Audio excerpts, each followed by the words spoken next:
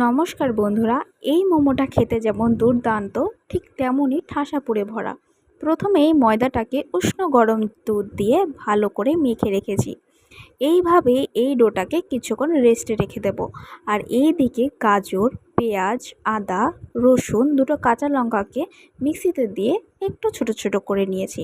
প্রথমে তেলের মধ্যে একটু নাড়াচাড়া করে নিয়ে স্বাদ মতো লবণ দিয়ে ভালোভাবে কিছুক্ষণ ভেজে নেওয়ার পর পনির, গোলমরিচ গুঁড়ো, ম্যাগি মশলা, একটু টমেটো সস সব কিছু দিয়ে ভালোভাবে নাড়াচাড়া করে নামিয়ে নিলেই মোমোর জন্য পনিরের পুরটা তৈরি। আমি এখানে ছোট বাটি দিয়ে মোমোর জন্য লিচিগুলো বানিয়ে নিয়েছি। তারপর চারিদিকে একটু জল লাগিয়ে আমার পছন্দের মতো শেপগুলো দিয়ে প্রত্যেকটা মোমো বানিয়ে নিয়েছি। তারপর এই মোমোর বাটিটিতে তেল লাগিয়ে নেওয়ার পর মোমোগুলো সাজিয়ে নিয়ে মোমোর গায়ে কিছুটা তেল লাগিয়ে নিয়েছি।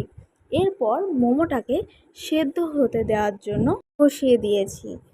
10-15 মিনিট থাকার পর আমাদের মোমো রেডি।